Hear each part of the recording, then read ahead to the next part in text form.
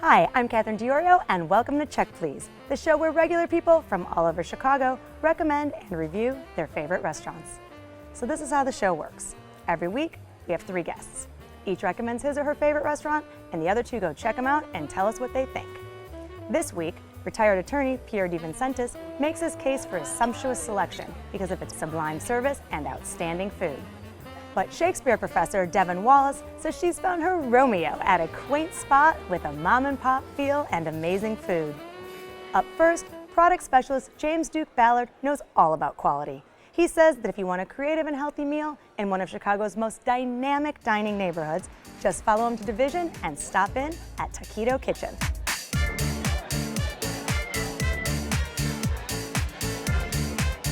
We specialize in cayenne tacos, artisanal tacos if you will.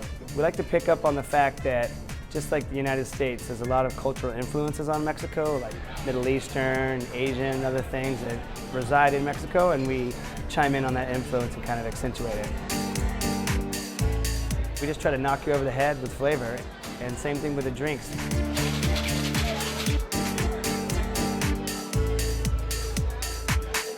I think people really are more interested now in what's going on in the kitchen. Before, it used to be this hidden hush-hush thing, and now people want to see what's the chef doing, what's going on the line. You can smell the food better, you can see the action. It's just a way to stay connected.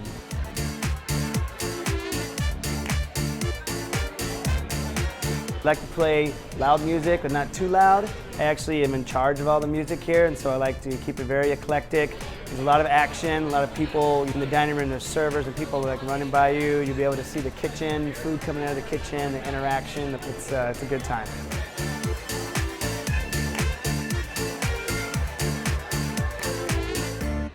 James, you say Takito Kitchen is stylish and delicious. Tell us why you chose it. Well, I chose Takito Kitchen because it is one of those restaurants where you look from the outside and go, ooh, it's really cool, you know, the people look happy, but I don't know if it's gonna be as good as it looks. You're gonna find Mexican cuisine with a twist. You know, you're not going to get a regular just burrito. You won't just get a regular taco. You know, you'll get a burrito. You know, you'll get a taco with maybe a hibiscus tortilla. You know, you will get that extra little oomph that separates Takito from other Mexican restaurants. I absolutely loved it.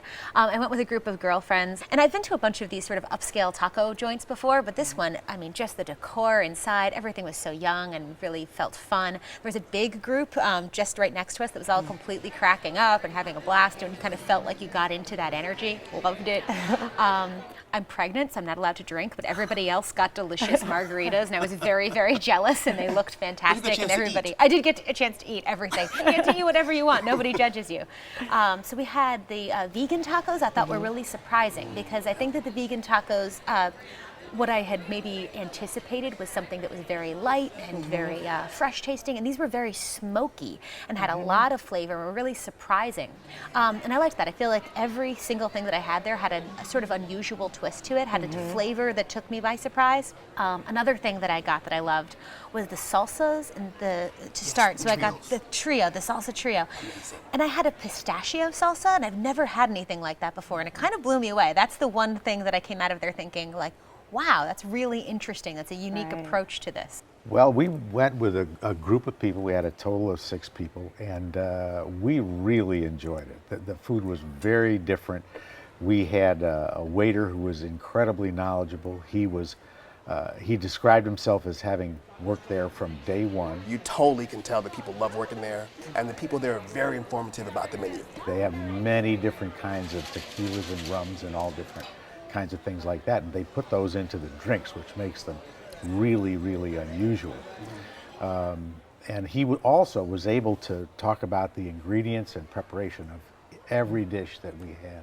So it was a terrific experience. David Dworshak, who's the chef there, you know, they want to do obviously Mexican food, but they call it a modern kitchen there. And so they do introduce some of these ingredients that you might not see everywhere. And when you had mentioned the hibiscus tortilla, a lot of people make homemade tortillas.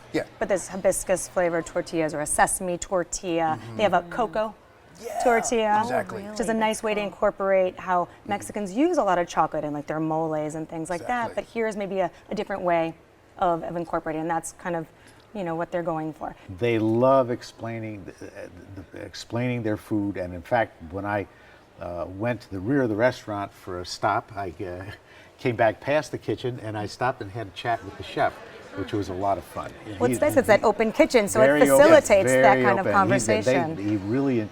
He enjoyed that, and of course I had a lot of compliments to, and some of the other things we had. For example, I love pork belly. You just can't go wrong with pork belly in any form. And they had a pork belly taco that was out of this world. And they do some other things, like for example, their take on guacamole is a puree that's very different, and they serve it with crackers that are very, very And different. Pierre, I've tried to make those crackers and I can't because they make it with granola. Almost like a honeycomb mixed with a nacho. If they had a baby, it would be very their version of a chip. So it's familiar, but still something different. Exactly. Devin, how do you feel about the price? Did you think it was a good value? Well, I think that when I went with my girlfriends, we were completely full and happy with the meal that we had for the price we had it at. I think that if I were going with a big group of really hungry men, like I was thinking of my, husband and my brother-in-law. Right. I think that they might need more food than the normal price would be. I mean, they're not huge portions. Every bite is a real experience, but it's not going to be something that, you're going to leave, again, eating the burrito. You're not going to have this huge, enormous Mexican meals. Right. So let's talk about, this area has just really changed over the past few years. So James, can you kind of tell us about the Division Street dining scene and, what's over there? I think Division is one of those streets, guys, that people go and you almost feel like you're at a playground. And there's some restaurants that make you feel like, okay, if I don't have a skull cap or a sleeve tattooed arm, I can't get in. But that's changing, and a Takito kitchen is totally not like that. James, you chose Takito. Sum it up for us. It has great food, great ambiance. The people that work there really take pride in the menu and explaining it. And once you bite into the food, you really don't want to stop. And Devin? Hip, exciting, unique. Great. Pierre? I think it's a real little treasure in a happening part of town.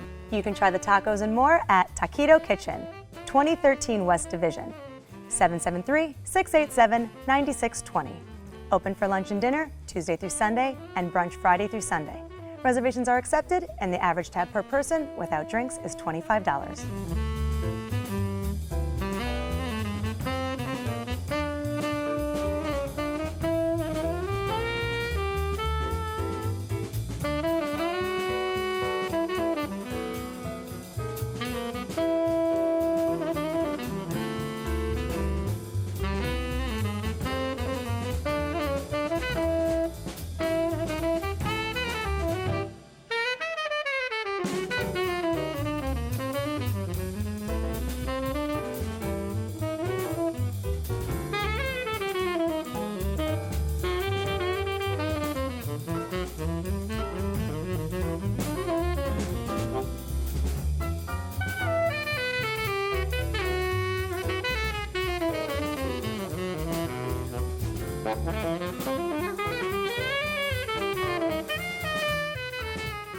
Shakespeare professor Devin Wallace says it's not a question of to eat or not to eat at her pick, but which tasty dish to try. She says for a truly elevating experience, head over to Lincoln Avenue and stop in at Rickshaw Republic.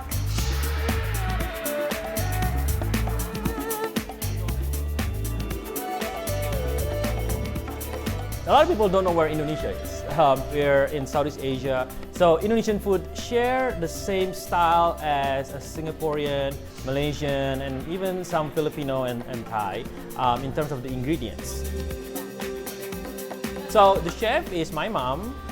So it's a family restaurant. So me and my dad, we manage the front, and my mom and my brother manage the kitchen. A lot of the recipe are traditional dishes in our family that we've eaten since I was born.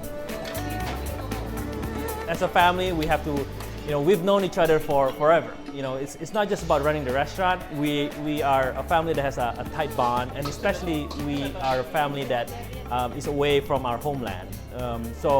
We know we have to stay together. We know that we are working together not just to run the restaurant, but this is part of our life too. Thank you. Devin, you say the food at Rickshaw Republic is exciting and surprising. Tell us why you chose it. So I had been actively seeking out a place that had Indonesian cuisine. Which is not easy to find in Chicago because there's only one place. I know, there used to be two, and I think one of them's closed. This is the one place I can find that serves this kind of food.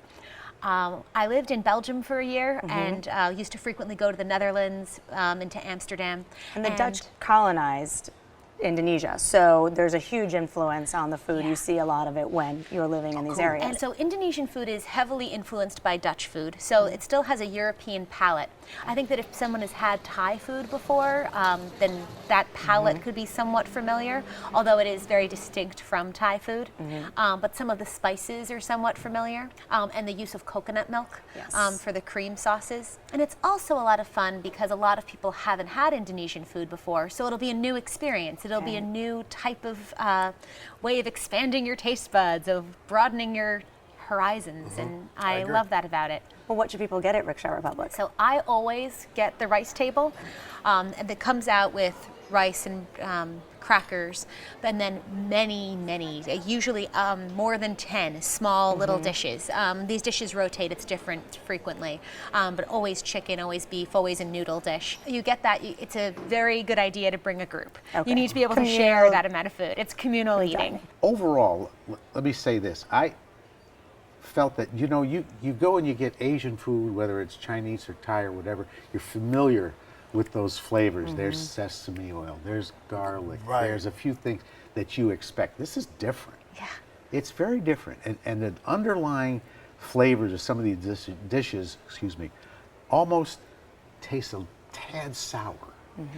There's, right? Yeah, there's a little bit of the that sourness. to that, I actually which I don't love. know what the spice Which is. I don't either. We had pork belly. I've seen a recurring Gotta have pork belly. Pork belly. I think that the dish that stood out in everyone's mind was what they call their wings. And they are glazed and sweet and spicy. And they are, the waiter described them, I think, as being pterodactyl wings. Yes. Yeah. They're very large, but they are very tender. We enjoyed everything on the menu so much that we just were not able to do dessert. So Now you have to go back. now we have to go back, and we will. Yes. Well, James, what did you eat there? I had the Rosales, which was kind of a puff pastry with a side sauce. And so I looked at it and I thought, like, okay, this is a glorified Hot Pocket. And I'm happy. It looks familiar. So the name was intriguing. So I got it because it's different, but biting into it, it was familiar. And it did have some Thai food-like qualities. And then I had the chicken curry with coconut rice. And I'm not a fan of coconut water, and I don't know why people love it, because I cannot stand coconut water, but I loved the coconut rice. Okay. Yeah. And I'm a big fan of coconut rice now. See? Who knew? It's all about trying things. It is, right. When you go, do you find that the wait staff tell you what's in the food, and do they recommend what to try? I think that it depends on how busy the night is. It's a small staff. It's a family that owns the restaurant, and the mother is actually the cook. Yes. So she's out in the back, and she'll sometimes come out and check in on people. But And they were she's very We nice. had a have to lovely. say. big conversation Yeah, with her. she's wonderful. James, do you wish that someone would have maybe held your hand a little bit more through when navigating the menu? Yeah, Catherine, I really would have, only because, you know, Indonesian food is new to me, Yeah. but the actual flavors, some of them were not. Right. But I just would have liked to have had someone say, hey, this is This is something. this. Yeah, you should try this. You know, you need to experience this. This is your first time at the restaurant. I love a place where the people responsible come out of the kitchen and talk to you about where they're from. Yeah. We were on our way out the door, and she came out of the kitchen and just engaged us in conversation. She's such a lovely woman, and the conversation went forever, and we loved it. Well, Pierre, I mean, the setting of in having that conversation, let's talk about the decor of this restaurant. It blew me away. From the ceiling were hanging a couple of hundred puppets. Then, beyond the next divider, the wall is filled with masks. Yeah. And they're also I love the mask. beautiful. And his inspiration was the markets in Indonesia. And so they're supposed to kind of take you through the markets because each one would have a stall. So one would have all these puppets, one would have all these masks, one would have all the umbrellas and the parasols. Well, Devin, you chose Rickshaw Republic. Sum it up for us. Trying this new kind of food is exciting, it's engaging, and it's also very family oriented. I love it. James? Great food, wholesome, beautiful artwork. It's just a culinary wonderland. Pierre? I very much enjoyed this restaurant. It was a whole new palette of flavors and taste for me. So I really liked it for those reasons. I would go back. You can try the rice table and more at Rickshaw Republic, 2312 North Lincoln Avenue, 773-697-4750. Open for dinner Tuesday through Friday and lunch and dinner on the weekends. Alcohol is BYOB, reservations are not accepted, and the average tab per person is $25.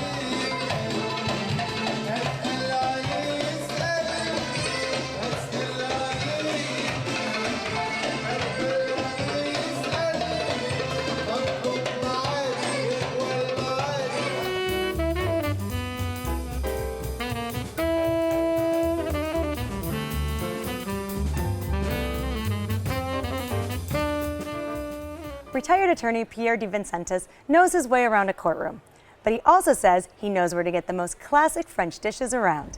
He says for fabulous dining with a European twist, put on your beret and stop in at Retro Bistro. People walk up and I see people going looking at their boyfriend or husband saying, "What did you bring me to?" You know? Right, this strip mall in Are you Mount kidding me? Prospect. But that in itself, as they come through the door and they see this restaurant inside, they get taken away a little bit. We love our bistro cuisine. Things from the traditional steak frites, escargot, wonderful pâtés and French cheeses.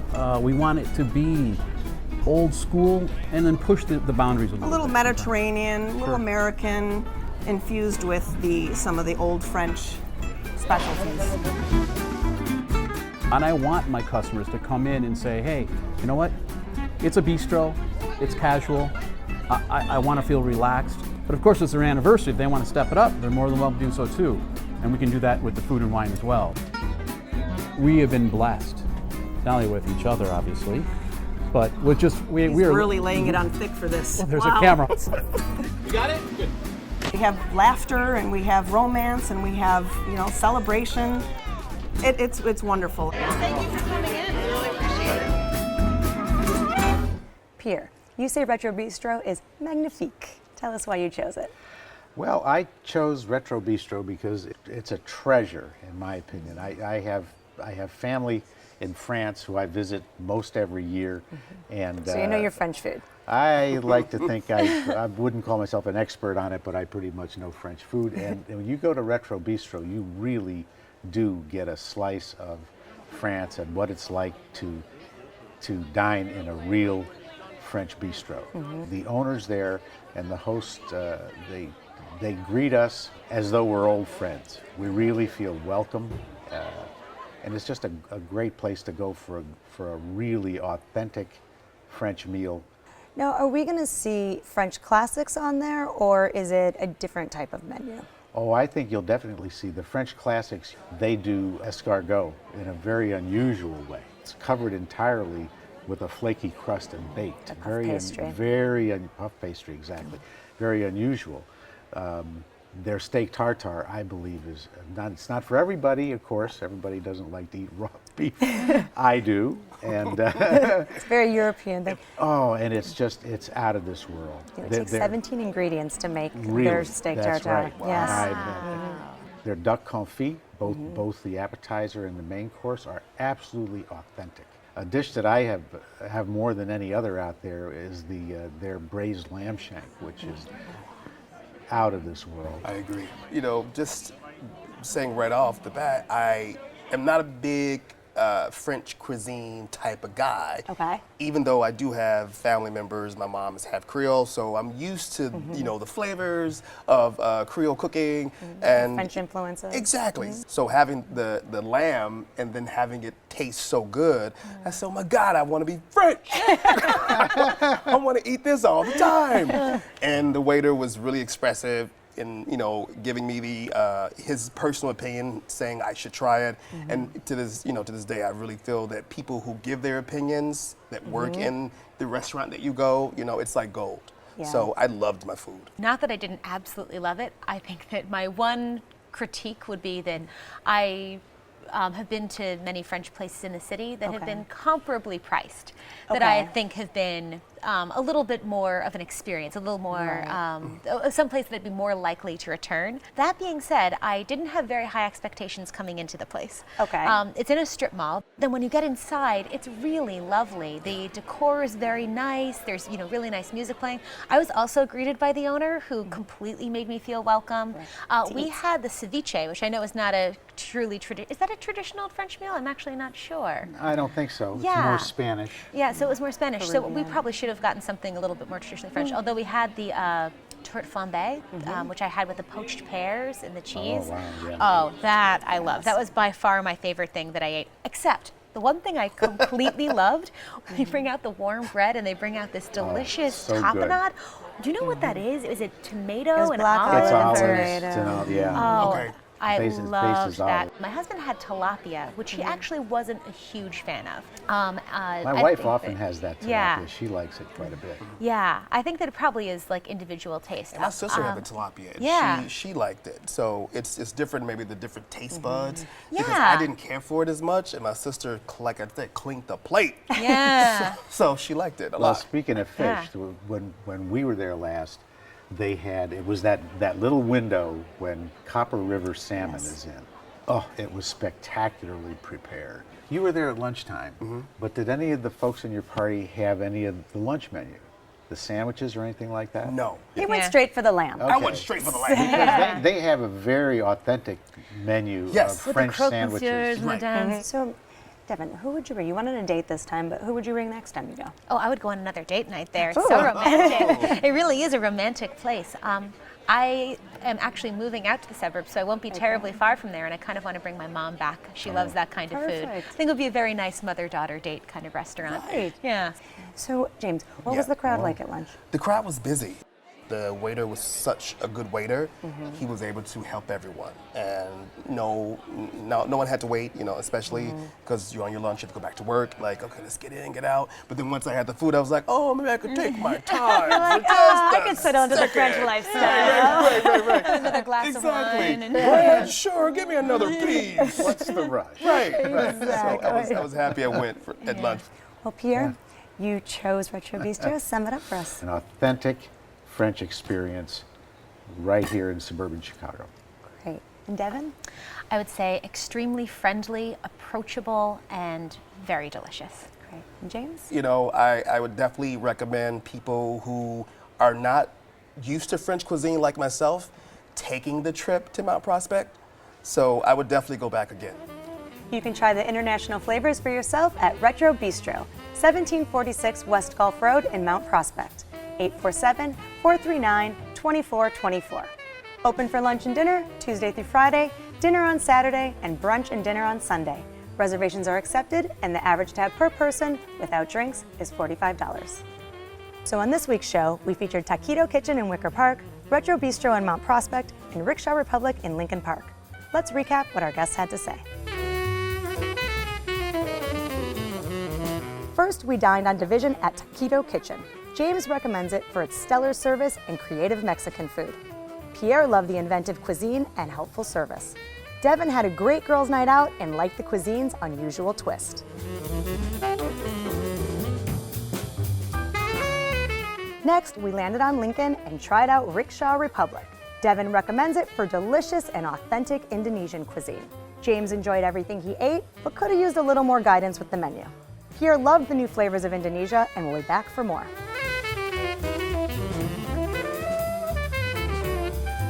Lastly, we made our way to the northwest suburbs to check out Retro Bistro. Pierre recommends it for a fantastic French experience. James had a nice lunch there with great service. Devin thought it was a romantic place with a friendly staff. We've had a wonderful time this week. I want to thank my guests, James Duke Ballard, Pierre DeVincentis, and Devin Wallace. Join us next week for 3 new guests recommending 3 of their favorite restaurants right here on Check Please. I'm Catherine DiOrio, and I'll see you then. Cheers.